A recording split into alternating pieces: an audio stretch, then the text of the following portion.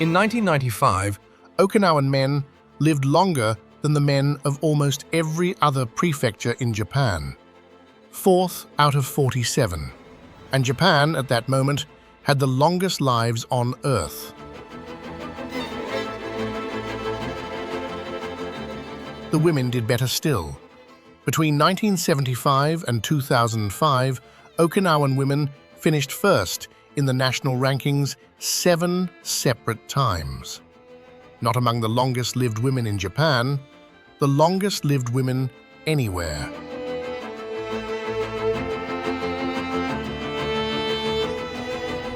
So the researchers came. They weighed the food. They counted the sweet potatoes, the bitter melon, the seaweed, the tofu. They published, and the books sold, and a small subtropical island chain south of Japan became a diet.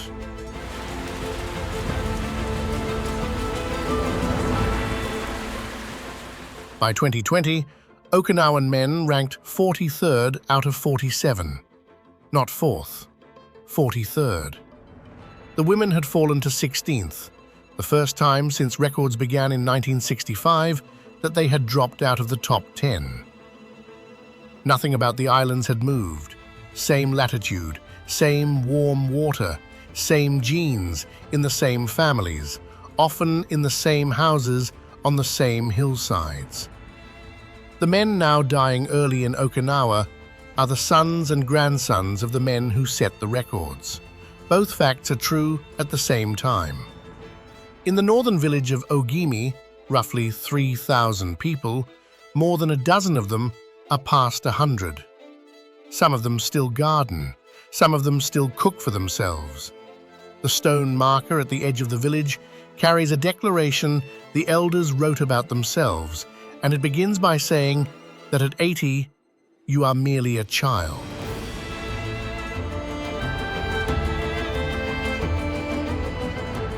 And in the same prefecture, in the same decade, Okinawa carries the highest obesity rate in Japan, the highest rates of type 2 diabetes, more American-style fast food per person than anywhere else in the country. Okinawan men under 65 now die of heart disease and liver disease at rates their grandfathers would not have recognized. Japanese public health has a name for the moment it became undeniable. In 2002, when the census figures were published, they called it the 26 shock, after the number Okinawan men had fallen to. The island that taught the world how to live long is now, by several measures, the place in Japan where a man is least likely to. Which means the answer was never the sweet potato. Something else was holding those lives open, something the food surveys were never designed to see. So what was it? And how much of it is left?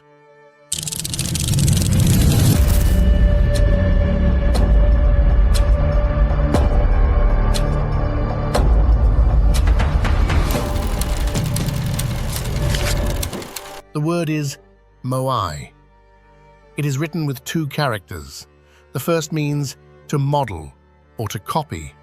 The second means to meet, to come together. Together, in Okinawan usage, they mean something closer to meeting for a shared purpose. And the purpose, in this case, is each other. A moai is a small group of people who have agreed to be responsible for one another for the rest of their lives. Traditionally, children were placed into groups of about 5, not by the children, by the adults around them. Parents and neighbors would look at the ages, look at the households, and decide who belonged with whom. The children were given a set of people who would be their second family, and they were expected to keep those people. They met, they kept meeting. They met as teenagers, as young parents, as widows. Some of these groups have run for more than 90 years.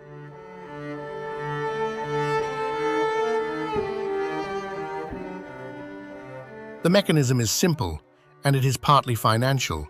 Every member pays a fixed amount into the group at each meeting. 10,000 yen is common. 20,000 is not unusual. One member takes the whole pot that month. The next month, someone else does, and the person who took it last time pays in like everyone else until the circle has gone all the way round. That is the entire system. No contract, no collateral, no bank. The accounts are written by hand in a book the group keeps, the moai. And nothing enforces it except the fact that everyone at the table knew you when you were 6. In Okinawa today, something close to half the adult population belongs to one. Not half the elderly, half the adults. Office workers have them, fishermen have them, classmates from the same junior high school have them, and they have had them since the junior high school.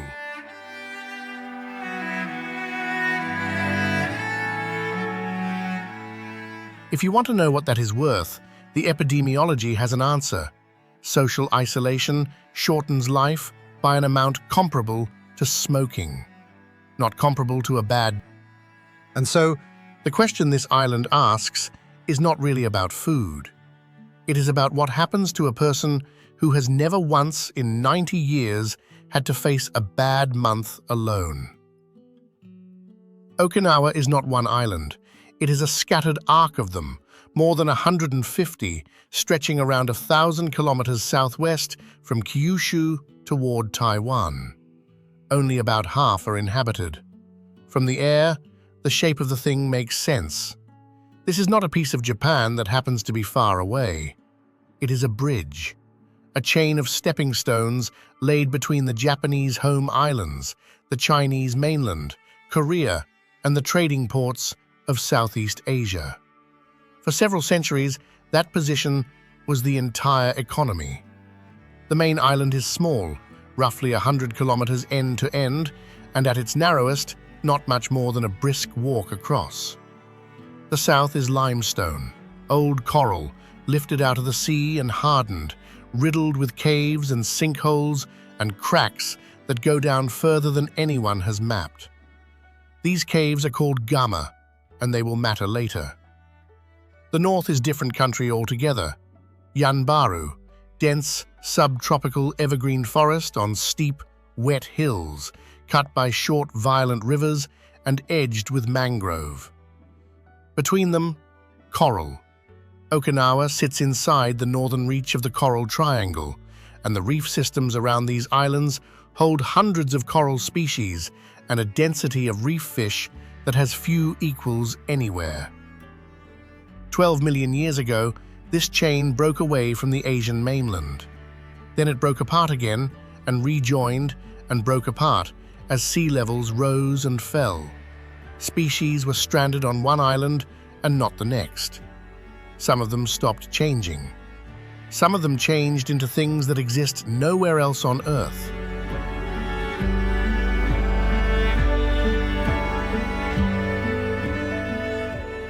One of them arrived in the human imagination before it arrived in any textbook.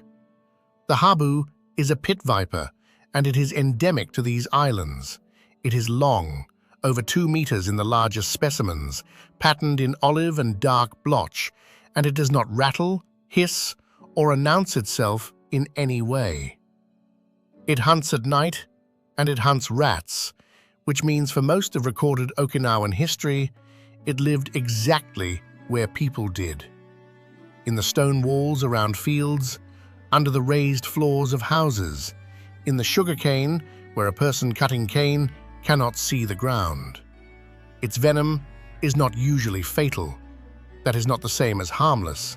It destroys tissue, and before modern anti-venom, a habu bite meant weeks of pain and frequently the permanent loss of the use of a hand.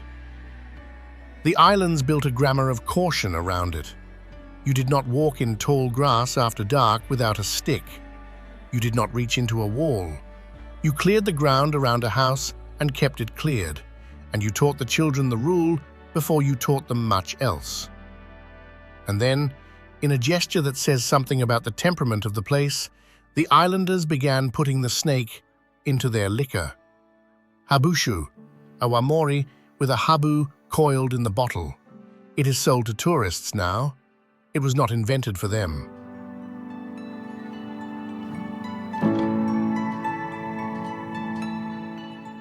The capital is Naha, and above Naha stands Shuri. For 450 years, this hill was the seat of a kingdom. In 1429, a lord named Sho Hashi finished unifying three rival powers on Okinawa Island into one state, the Ryukyu Kingdom. Its palace was not grey and angular in the Japanese manner. It was vermilion and curved, its roofs sweeping, its gates carrying Chinese inscriptions.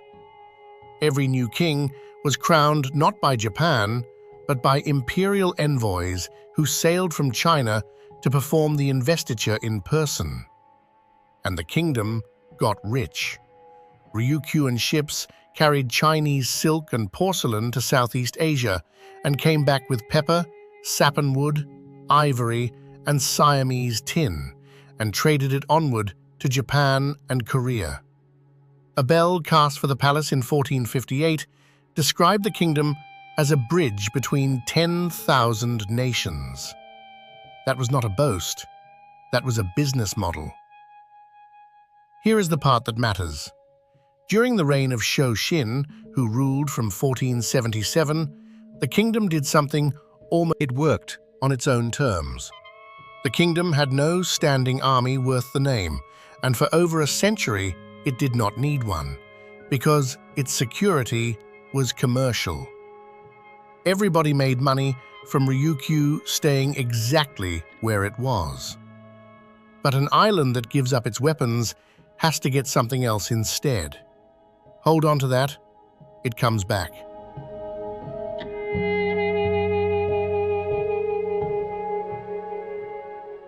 In the spring of 1609, 100 ships left the port of Yamakawa in southern Kyushu, carrying roughly 3,000 samurai of the Satsuma domain. They had matchlock muskets. Ryukyu had almost nothing.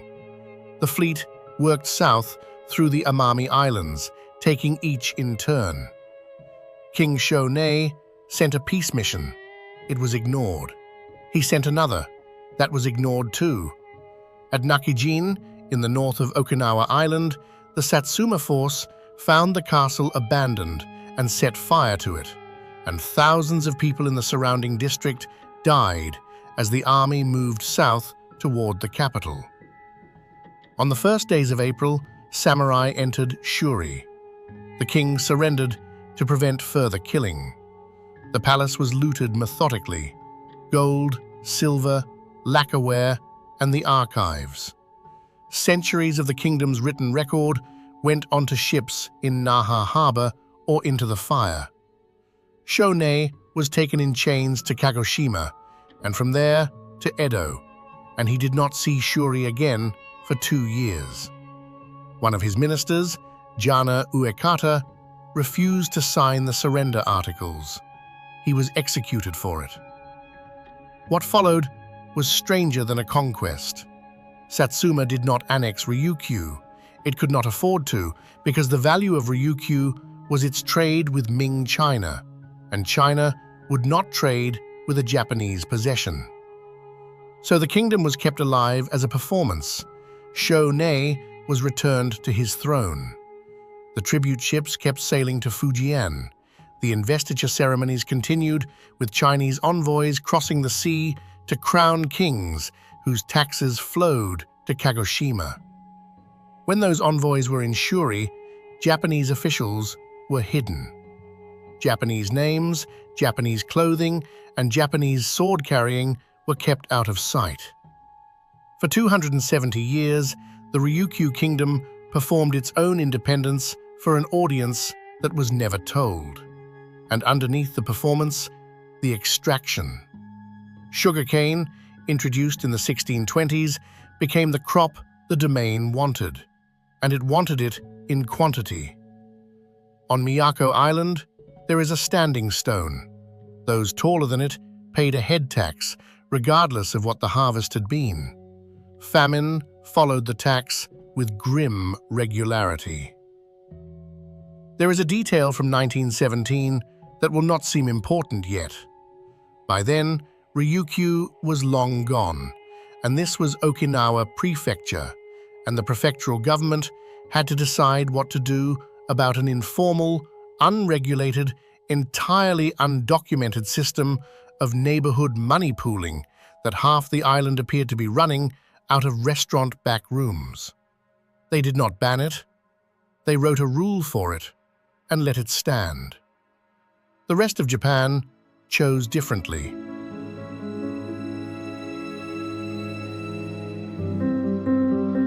At the southeastern edge of Okinawa Island, above cliffs that drop straight into the Pacific, there is a grove. Two enormous slabs of limestone have collapsed against one another and left a triangular opening between them. And if you walk through it, you are looking at a low green island 3 kilometers offshore. That island is Kudaka. In Ryukyuan belief, it is where the creator descended and where the islands began. The grove is called Sefa Utaki, and it was the most sacred place in the kingdom. Men were not permitted inside. The king could enter, but only dressed as a woman. This was not a quirk. It was the architecture of the entire society. Ryukyuan belief holds that spiritual power belongs to women. A sister is understood to protect her brother, not symbolically, but as a functioning arrangement, with obligations on both sides. Political authority sat with men. The power that legitimized it sat with their sisters. So the kingdom formalized it. Under Shoshin, a priestess was appointed to every village in the realm. They were called Noro, and they conducted the community's rituals, the harvest prayers, the sea prayers, the maintenance of the sacred fire. Above them all, the king was crowned by China. He was legitimized by his sister. After 1609, Confucian thinking arrived with the Satsuma administration, and the priestesses began to lose ground. After 1879, the Japanese state tried to absorb their shrines into state Shinto outright. And on Kudaka itself, the island where the whole cosmology begins, women were initiated as divine women in a ceremony called Izaiho, held once every 12 years, in the year of the horse. It was last performed in 1978. There were not enough eligible women left on the island to hold it again. Remember that. Something here did break.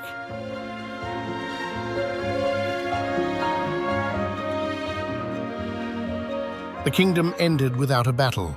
March 1879. A Japanese official arrives at Shuri Castle with a detachment of police and soldiers. He informs the last king, Sho Tai, that the Ryukyu Kingdom no longer exists. The king is to leave the palace and relocate to Tokyo. There is no negotiation and there is no siege. 450 years of statehood is closed in an afternoon by a document. What followed was a program of erasure conducted through schools. Children were taught in Japanese. Ryukyuan speech was punished. In some schools, a wooden placard was hung around the neck of any child caught speaking their own language, and the child wore it until they caught another child doing the same. The court dances, the sacred sites, the priestesses, the family registers, all of it was reclassified as a regional quaintness at best and a backwardness at worst. Mainland Japan had a word for the Okinawans that carried the meaning of not quite Japanese.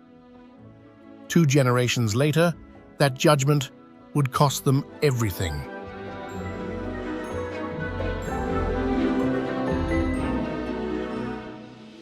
April 1st, 1945, Easter Sunday. More than 1,000 Allied ships stand off the western beaches of Okinawa. 60,000 men come ashore on the first day. It is the largest amphibious landing of the Pacific War, and for the first hours, almost nothing happens, because the Japanese 32nd Army has decided not to contest the beaches. It is dug into the limestone in the south, in tunnels and caves and reverse slope positions, and it intends to make the island cost as much as possible. It lasts 82 days. The Okinawans called what came down on them the Typhoon of Steel. Naval guns fired something in the order of 600,000 rounds into the island. Whole villages were removed from the map in an afternoon. Civilians went into the Gama, the limestone caves that run under the southern half of the island. They went in with their families and their neighbors, in the dark, with no sanitation and very little water, and often with Japanese soldiers who had taken the same caves and who did not want the crying of children giving away a position. More than 200 students from 2 girls' schools were mobilized as a nursing unit. They were told they would work in Red Cross hospitals, well away from the fighting. They brought their school supplies. They were sent into the cave hospitals to hold down men having limbs amputated without anesthetic. Fewer than half of them survived. Their average age was 16. The boys of the same age were put into labor and combat units. On the 27th of May, the 32nd Army abandons its headquarters beneath Shuri Castle and withdraws south under cover of darkness. It does not tell the civilians. Tens of thousands of them follow the army anyway, into the narrowest part of the island, where there is nowhere left to go and no cave that is not already full. Some were killed by shellfire, some starved because the army took the food. Some were killed by Japanese soldiers, and some were told, by the people who were supposed to protect them, that surrender would mean being tortured and raped by the Americans, and were handed grenades and used them on their own families. The Battle of Okinawa killed somewhere between 100,000 and 150,000 Okinawan civilians, roughly 1 in 4 people on the island. More people died here than in Hiroshima and Nagasaki combined.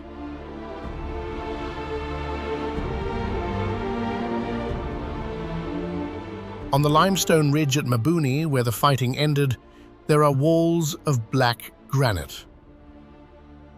That separation was a decision. It is a quiet one, and it is the most Okinawan thing in the memorial.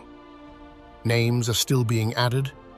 Bones are still being recovered from the caves, 80 years on, by volunteers who go down into the dark with hand tools because no machine can do that work carefully enough. The battle ended. The occupation did not.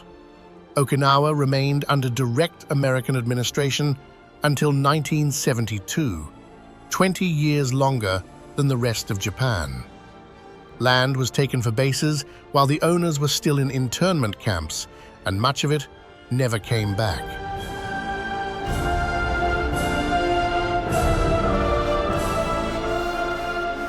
Drive north out of all of that, and the island changes. The traffic thins, the concrete gives out, the road climbs into Yanbaru, which means roughly the country of mountains and fields, the forested northern third of Okinawa Island, and one of the last large tracts of subtropical evergreen forest anywhere in Asia. More than 1,200 species of plant grow here. 11 animals and 12 plants exist here and nowhere else on the planet. In July 2021, this forest was inscribed as a World Heritage Site alongside Iriomote and 2 islands to the north, and the reason given was simple. The concentration of endemic life is close to unmatched. It has kept its secrets late. There is a bird in this forest that walks. It is about the size of a chicken, olive brown across the back, with black and white barred underparts, and a bill and legs of an almost startling red. It roosts in trees, but it nests and feeds on the ground, and its wings are too small to carry it anywhere useful. Local people had spoken of a bird like this for generations. Ornithology did not confirm it until 1978. It was not formally described and named until 1981.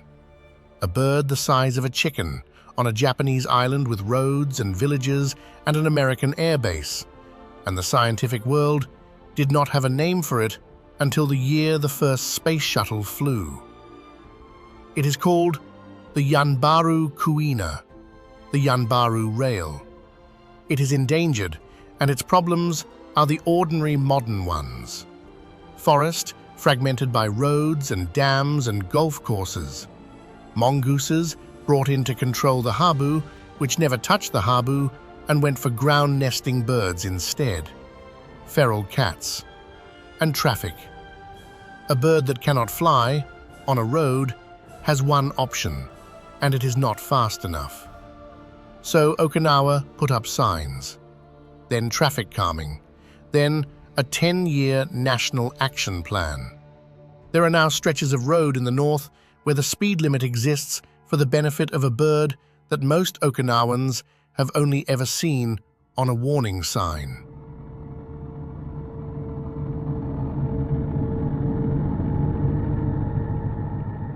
Inside that forest, on the northwest coast, is the village of Ogimi. 3,000 people, 78% of the village is forest. The coast is cliff and small bay, and the center of it is bisected by Shioya Bay, where the sea comes inland and the mangrove starts. Ogimi has, by several censuses, the highest longevity index recorded anywhere in the world.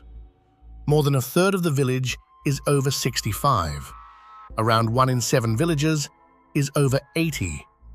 The great majority of the old people here live independently and require no nursing care at all.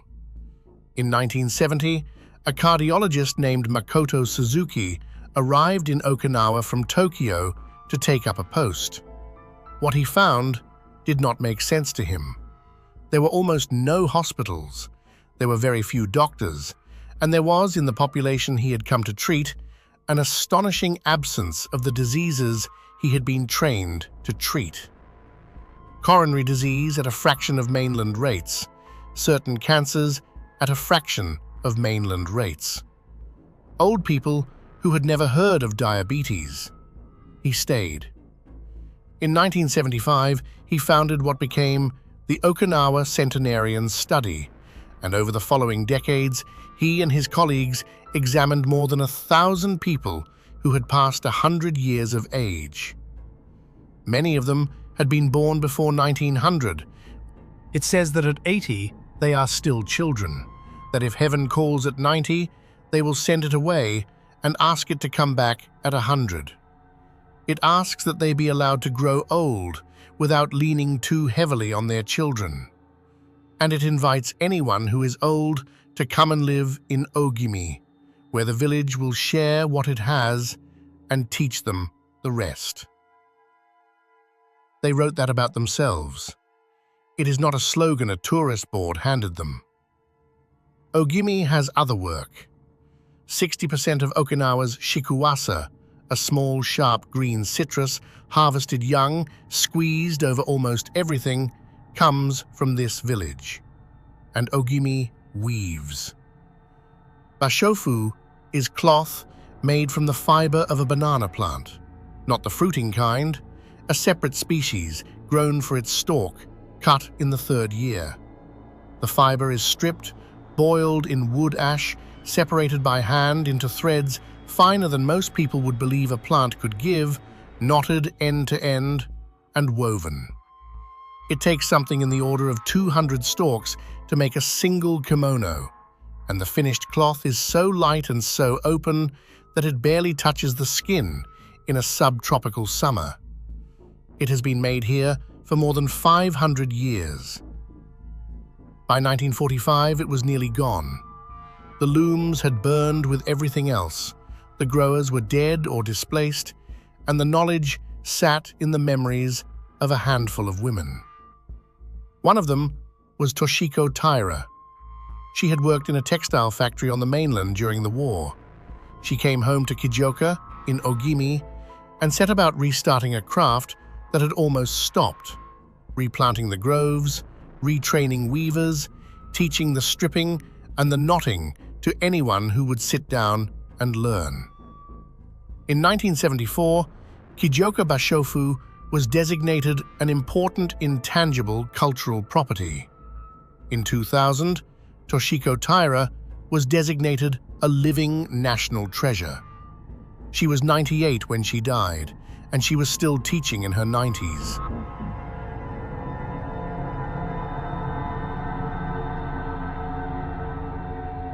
There is a pattern in Ogimi that is easy to miss because it looks like nothing.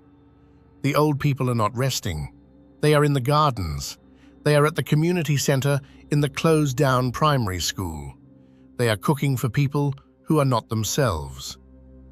At the Ungami festival at Shioya Bay, the ritual that welcomes the sea god, it is the elderly women who officiate, not as a heritage display, but because that has always been their office and nobody has taken it from them.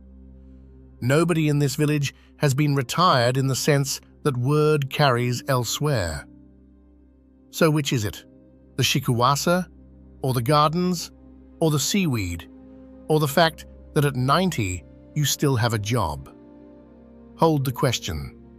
The island is about to answer it in an unexpected place.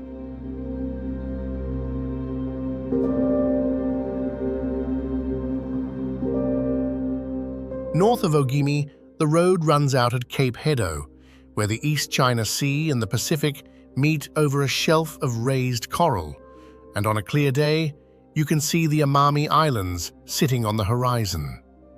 Inland from it, at Daisekirinzan, limestone towers stand in a forest like the ruins of something built.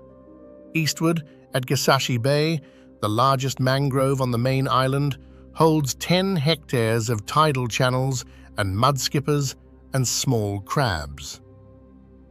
But Okinawa Prefecture does not end at Okinawa Island. It barely begins there. 40 kilometers west, the Karama Islands sit in water so particular that the color has its own name, and humpback whales carve in that channel every winter. Off the northwest coast, Iejima rises to a single blunt peak the islanders call the Takchu. Kume lies further out again, and at the far southwestern end of the chain, 400 kilometers past Naha, further from the prefectural capital than Tokyo is from Osaka, is Yaeyama. The largest island of Yaeyama is Iriomote, and roughly 90% of it is jungle. There are no roads across the interior. The way in is by river. The Urauchi runs inland between walls of mangrove, then narrows, then becomes something you walk beside rather than travel on, and above it, the Pinaisara Falls drop over 50 meters, the tallest waterfall in the prefecture. Around 2,000 people live on the island. They live around the edge. In 1967, a researcher from the National Science Museum in Tokyo described a cat. It was about the size of a domestic cat, dark grey-brown, with short legs built for pushing through thick undergrowth, rounded ears, and a short, ringed tail. It hunted at night. It swam. It ate frogs, skinks, insects, birds, and it climbed after them. The threats are not exotic. Dogs, habitat loss, and traffic, again, on the one road that runs around the coast. Here is the tension the island has not solved. Iriomote was made a World Heritage Site to protect that cat. World Heritage status brings visitors. Even before the inscription, more travelers were arriving on Iriomote each year than visit the Galapagos. The designation that exists to keep people out is the single most effective advertisement the island has ever had. Both things are true. The forest needs the protection. The protection produces the traffic, and the cat, which has survived on this island since before there were people on it, is now negotiating a road. Back on the main island, in the middle of Naha, there is a covered market. Makishi Public Market has been trading in this spot in one form or another since just after the war, when it began as a black market run largely by women, because so many of the men were dead. Downstairs, the fish are laid out in colors that look implausible until you have seen a reef. Upstairs, they will cook what you just bought. The food here is not Japanese food, or rather, it is Japanese food with 4 centuries of other places in it. Goya champuru, bitter melons stir-fried with tofu, egg and pork, the bitterness deliberate and unapologized for. Rafute, pork belly simmered slowly in awamori and brown sugar. Umibudo, sea grapes, a seaweed that grows in clusters like small green pearls and bursts with salt water. Jimami tofu, made from peanuts rather than soy.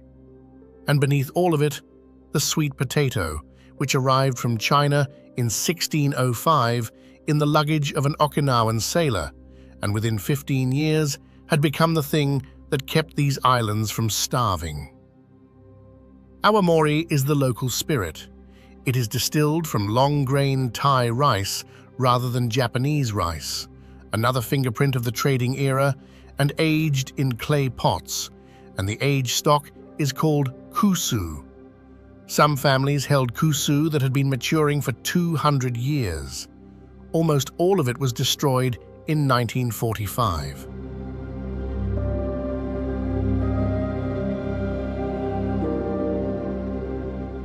Now, the part that needs saying plainly, because the world looked at this food and drew the wrong conclusion from it.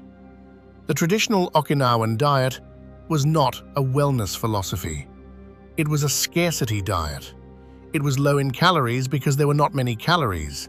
It was built on the sweet potato because the sweet potato grew in poor soil, survived typhoons, and did not have to be paid for. The pork that appears in every celebration dish appears there precisely because pork was rare enough to be worth celebrating. The people who reached 100 in Okinawa were shaped by hunger, hard labor, and war. That is not a program anyone can sell. It is not a program anyone should want. And it collapses the moment you test it against what happened next. After 1945, the American presence brought canned pork, white bread, processed meat, and high-fat dairy, and in time, the highest density of American-style fast food restaurants of any prefecture in Japan. By the 1990s, Okinawa was eating more hamburger and more canned pork per person than anywhere else in the country. The grandparents kept eating sweet potato and miso. The grandchildren ate luncheon meat on white rice. The food did change the outcome. The obesity and diabetes figures are not in dispute, but it does not account for all of it, because the same decades took something else away, and that loss does not appear in any nutritional survey.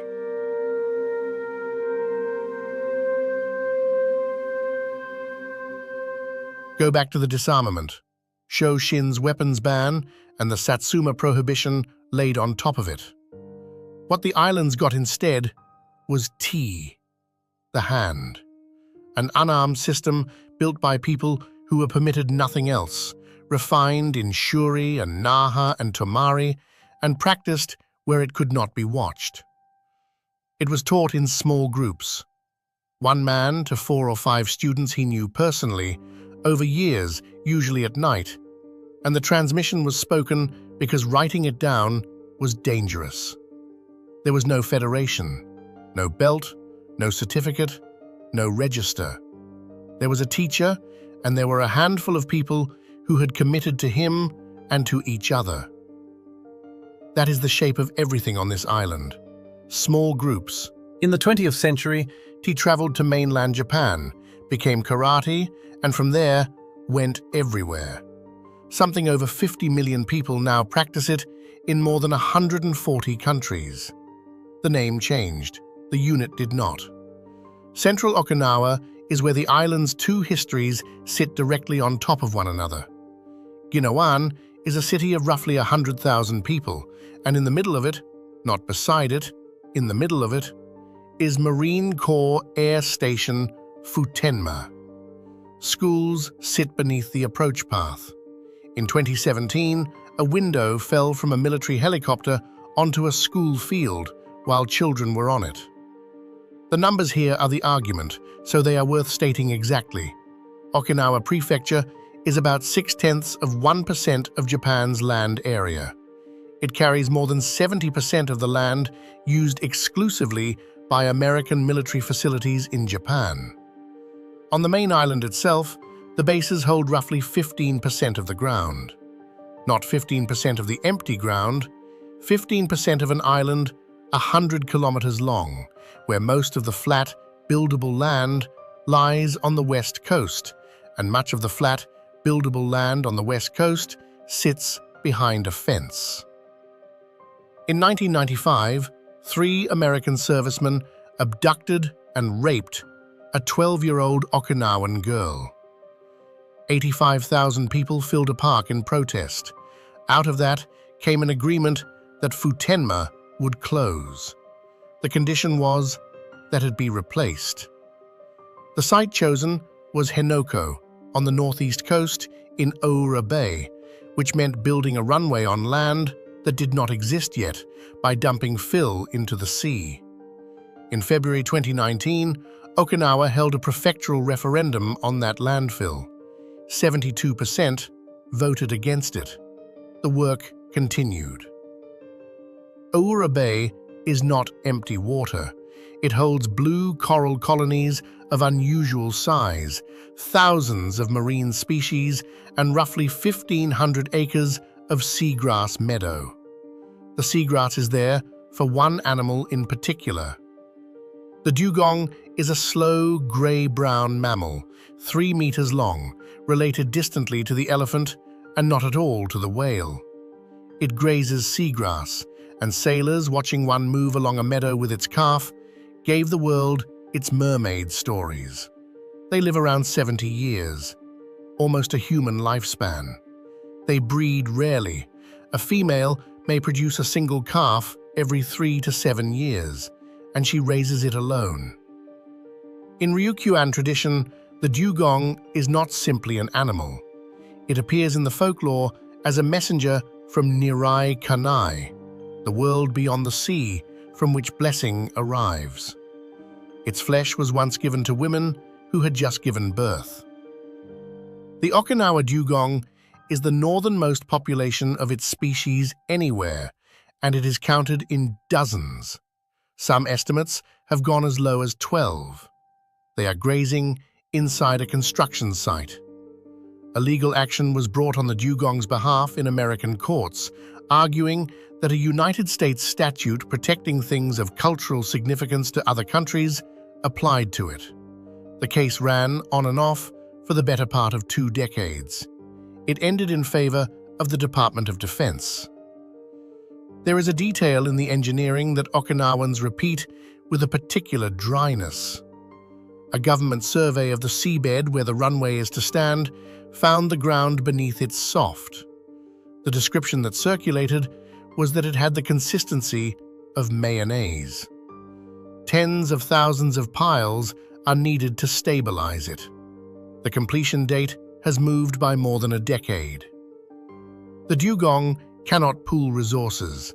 It cannot telephone 4 people and ask them to cover this month. That is not a small observation. Hold on to it. Southwest again, past Miyako, past Ishigaki, and eventually the map runs out. Yonaguni is the westernmost point of Japan. On a clear winter day, the mountains of Taiwan are visible from its cliffs, 111 kilometers away. Tokyo is more than 2,000 kilometers in the other direction.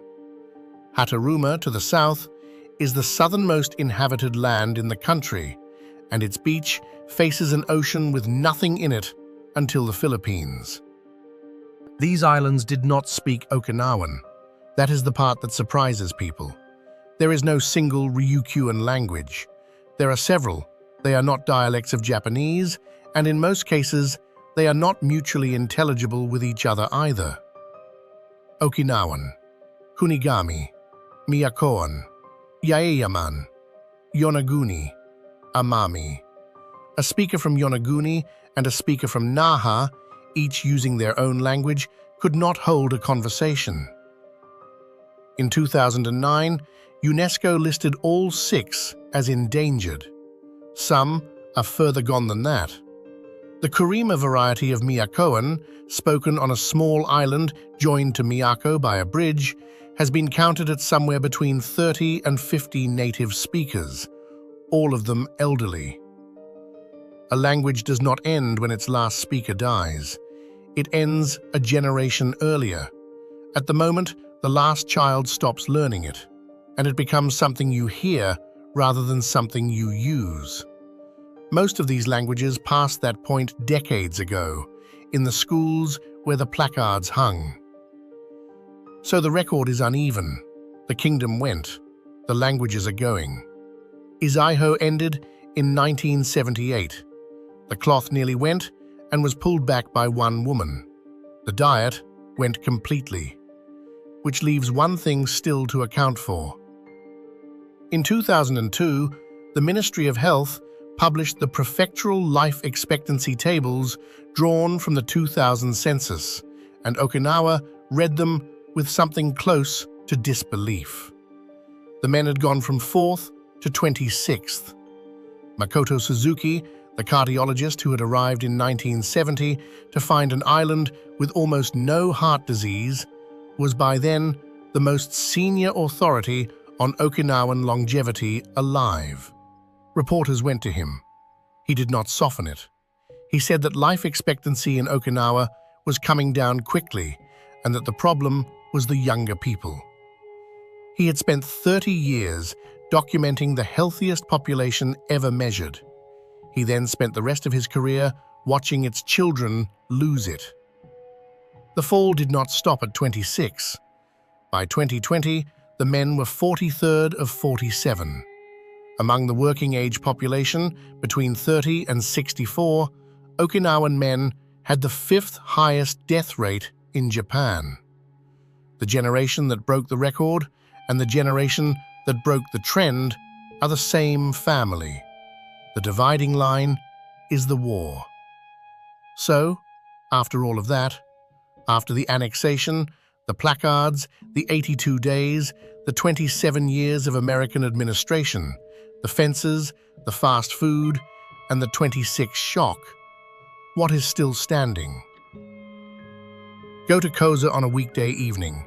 It is officially called Okinawa City now, but almost nobody says that. This was the town that grew up against the gate of Kadena Air Base. Bars, tailors, tattoo parlors, and by the late 1960s, a live music scene that produced Okinawan rock bands playing to American servicemen on their way to and from Vietnam. On the night of the 20th of December 1970, after 25 years of accumulated grievance and one more traffic accident handled one way too many times, 5,000 Okinawans went into the streets here and burned 80 cars. Koza has seen the worst of the arrangement. And on an ordinary Tuesday, in a small izakaya off the main street, 5 people in their 50s are sitting at a table that has been pushed against the wall. They order, they eat. Somewhere between the second and third round, a book comes out. It is a cheap ledger, hand-ruled, and it has names down one side and dates across the top. Each of the 5 puts an envelope on the table. 4 of the envelopes hold 10,000 yen. The 5th person does not pay tonight because tonight the 5th person takes the whole thing home. Next month, it will be someone else's turn, and the person who took it tonight will pay in like everyone else. The book is a moai cho. The 5 of them were in the same class at the same junior high school in this city, and they have been doing this since they were 15. There is no contract. There has never been a contract. What holds it together is that leaving before you have paid back what you have already taken is not a legal problem. It is a permanent one. Everyone at that table will still be at that table in 30 years, and so will everyone who knows them. Now, the piece that explains why this survived here and nowhere else. Rotating money pooling was not an Okinawan invention. Versions of it existed across Japan for at least 700 years under other names, Mujin in the east, Tanamoshi in the west. They did what the moai does. Neighbors put money in, took turns taking it out, and financed weddings, roofs, boats, and emergencies without ever meeting a banker. Then the country modernized, and in 1915, the mainland versions were incorporated into licensed Mujin companies. After the war, those companies were reorganized into mutual banks. The institution was rationalized, regulated, professionalized, and turned into a financial product, which is to say, it was moved off the table and into a building. And once it was in a building, it stopped being a group of people who knew each other, and it quietly died as a social form. In 1917, the Okinawa prefectural government looked at the same practice and made a different choice. It issued a set of rules for the conduct of moai and left the thing exactly where it was, in the back rooms and the front rooms, run by the people running it. Control instead of absorption. That is the whole difference. And then, the reason it became indispensable arrived. After 1945, there was almost no formal banking on these islands at all. The Bank of the Ryukyus had to be created in 1948 by order of the American military administration, modeled partly on the Federal Reserve, because a functioning economy needed one and there wasn't one. For an ordinary Okinawan family in the late 1940s and 1950s, credit was not slow or expensive. It did not exist. So the houses were rebuilt on moai. School fees were paid on moai. Fishing boats, sugar mills, small shops, tuition for a child sent to the mainland. The capital came from 4 or 5 people at a table who had known each other since childhood and had no security beyond that. An entire post-war reconstruction financed on a hand-ruled book and a promise. Which is why the practice never became quaint here. It stayed in the working week. Today, something close to half the adult population of Okinawa belongs to at least one moai, and many people belong to several, one from school, one from work, one from the neighborhood. Groups have been documented running past 90 years. And that is the answer to the question this began with. Whatever else the 20th century took from Okinawa, the kingdom, the languages, the priestesses, the diet, the land itself, it did not take the table. The thing that produced the longest-lived people ever recorded was not something they ate. It was a standing arrangement, made for them before they were old enough to agree to it. That meant no bad month was ever theirs alone. Not friendship as a feeling, friendship as infrastructure. Whether that infrastructure is still carrying the same load is the question Okinawa has not answered. The tables are still full, the envelopes still go round. But a moai that meets to drink is not the same instrument as a moai that rebuilt a house in 1953, and the men now dying in their 50s are sitting at tables too. In 1983, in the Yanbaru forest, someone found a beetle. It was enormous, the largest beetle in Japan, with front legs longer than its body and a metallic sheen across its wing cases, and it lived in the rot holes of old trees that take a century to become old enough. Nobody had recorded it before. It has been recorded very few times since. When Japan established Yanbaru National Park in 2016, it chose the 15th of September for the founding date. That is the anniversary of the day the beetle was found. A country marked the creation of a national park by dating it to the moment it learned that something it did not know about had been living there the whole time.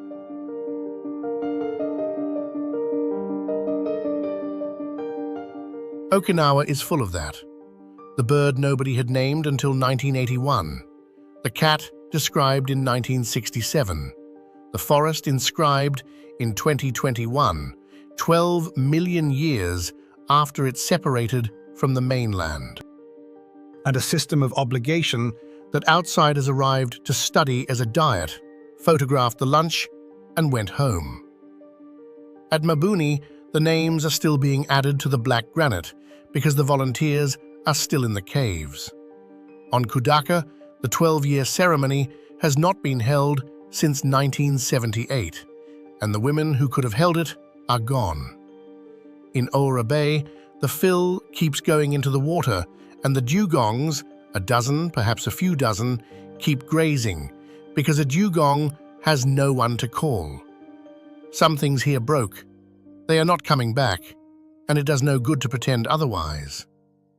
But in January 1900, 26 Okinawan men stepped off a ship in Honolulu to cut sugarcane, and over the following century, something like 415,000 people of Okinawan descent came to live outside these islands. 160,000 in Brazil, 100,000 in the United States, 70,000 in Peru. They took very little with them. They were poor and the ships were full. They took the moai. In Campo Grande in central Brazil, there are people running moai today who have no Okinawan ancestry at all. They learned it from neighbors. It works.